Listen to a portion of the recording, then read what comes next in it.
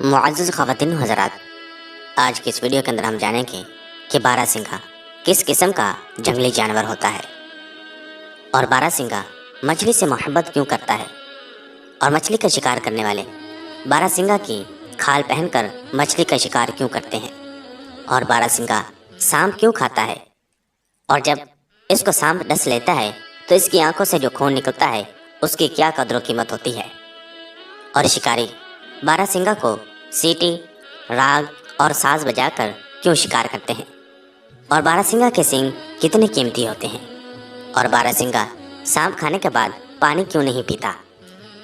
ان تمام باتوں کو ہم آج کے اس ویڈیو کے اندر جانیں گے۔ معزز خواتین و حضرات، اللہ تبارک و تعالیٰ کی تخلیق کردہ ہر چیز کوئی نہ کوئی خصوصیت ضرور رکھتی ہے، اور اللہ تبارک و تعالیٰ کی تخلیق کردہ ہر چیز میں انسان کے لیے بے شمار فائدے ہیں، اگرچہ انسان کو اس کا علم نہیں ہوتا۔ معزز دوستو، اللہ تبارک و تعالیٰ کے تخلیق کردہ جانوروں میں سے ایک جانور بارہ سنگھا بھی ہے، جو کہ نہایت خوبصورت ہوتا ہے۔ یہ وحشی اور جنگلی جانور ہے جو کہ جنگل کے اندر رہتا ہے۔ یہ جانور اتنا باحوصلہ ہوتا ہے کہ اگر اسے شکاری سے خوف محسوس ہو تو پہاڑ کی چوٹی سے بھی کود پڑتا ہے، لیکن اس کے باوجود یہ زخمی نہیں ہوتا۔ اس کے سینگ میں جتنی گریں ہوتی ہیں اس کی عمر بھی اتنے سال ہی ہوتی ہے، اور جب اسے پہاڑ ڈس لیتا ہے تو یہ سرطان ایک قسم کا کیڑا ہے، اس کو کھا لینے کی وجہ سے ٹھیک ہو جاتا ہے۔ بارہ سنگھے کی خصوصیت یہ بھی ہے کہ یہ مچھلی سے بہت محبت رکھتا ہے، چنانچہ یہ مچھلی دیکھنے کے لیے کبھی کبھار دریا کے کنارے چلا جاتا ہے۔ مچھلی بھی اسے دیکھ کر خشکی کے قریب پہنچ جاتی ہے، اسی وجہ سے مچھلی کے شکاری اس کی عادت کو پہچانتے ہیں، اس لیے جب انہیں مچھلی کا شوق ہوتا ہے تو اسی بارہ سنگھا کی کھال پہن کر دریا کے کنارے بیٹھ جاتے ہیں اور مچھلی کا شکار کر لیتے ہیں۔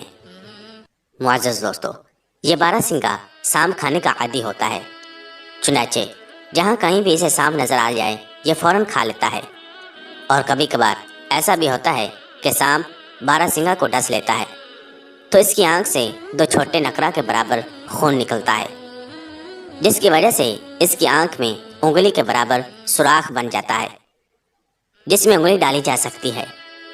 یہ خون زمین پر گر کر خشک ہونے کے بعد شمع کی مانند ہو جاتا ہے۔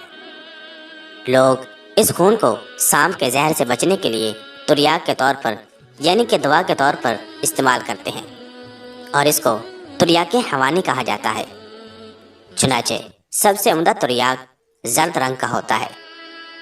معزز دوستو، اس قسم کے بارہ سنگھے اکثر ہندوستان، سندھ اور فارس وغیرہ کے علاقوں میں پائے جاتے ہیں۔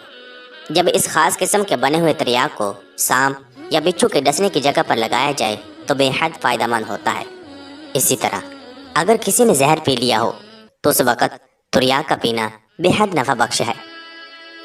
اللہ تبارک و تعالیٰ نے اس تریاک میں زہر کے اثرات کو ختم کرنے کے لیے عجیب و غریب خصوصیات رکھی ہیں۔ معزز دوستو، جب بارہ سنگھا کی عمر 2 سال ہوتی ہے تو اس کی سینگیں نکلنا شروع ہو جاتی ہیں۔ بارہ سنگھا کی سینگ بالکل میخ کی طرح نکلتی ہے۔ جب یہ تیسرے سال میں پہنچتا ہے تو سینگوں میں شاخیں بننا شروع ہو جاتی ہیں۔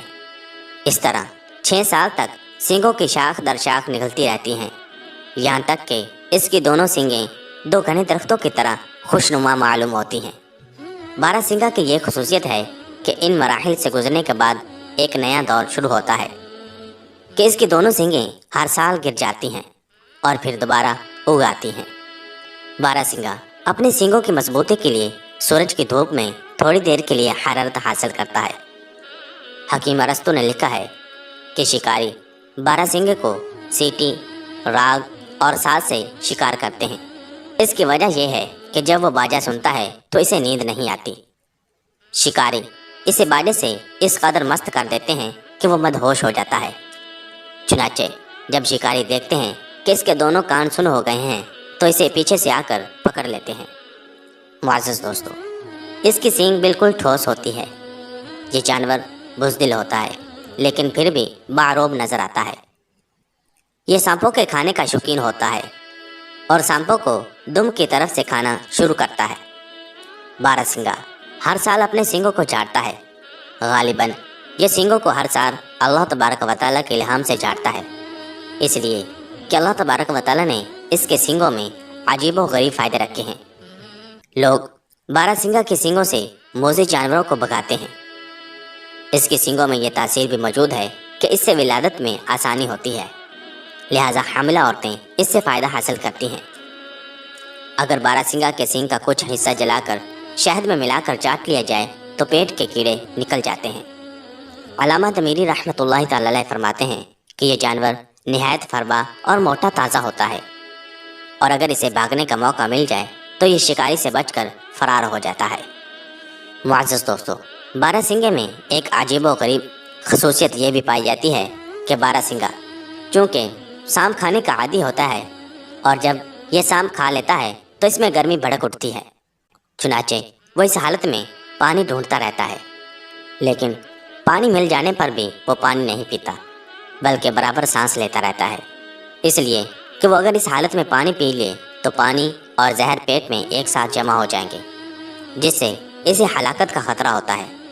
اس لیے وہ کافی دن تک پانی نہیں پیتا، چنانچہ جب زہر کے اثرات ختم ہو جاتے ہیں تو اس وقت پانی پیتا ہے، جس سے اسے کوئی نقصان نہیں ہوتا۔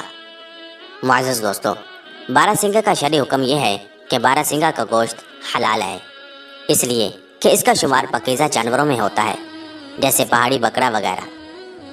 جس طرح وہ حلال ہیں، اسی طرح بارہ سنگھے کا گوشت بھی حلال ہے۔ معزز خواتین و حضرات، آئیے اب بات کرتے ہیں کہ اللہ تبارک و تعالیٰ نے اس کے سینگوں میں کون کون سے فائدے رکھے ہیں۔ معزز خواتین و حضرات، حکماء یہ کہتے ہیں کہ اگر کسی جگہ بارہ سنگھے کے سینگوں کی دھونی دی جائے تو تمام کیڑے مکوڑے اور موذی جانور وہاں سے بھاگ جاتے ہیں۔ اگر بارہ سنگھے کے سینگوں کو جلا کر دانتوں میں لگایا جائے تو دانتوں کی زردی کو دور کر دے گا اور اس کے دانتوں کے گڑوں اور جڑوں کو بھر دے گا۔ الغرض بارہ سنگھے کے اور بھی بے شمار فائدے ہیں۔ اللہ تبارک و تعالیٰ سے دعا ہے کہ اللہ تبارک و تعالیٰ ہمیں اپنی تمام نعمتوں کی قدر کرنے کی توفیق عطا فرمائے، اور اللہ تبارک و تعالیٰ ہمیں اپنے ذکر کی توفیق عطا فرمائے۔ آمین بجاہ نبی الامین صلی اللہ تعالی علیہ وسلم۔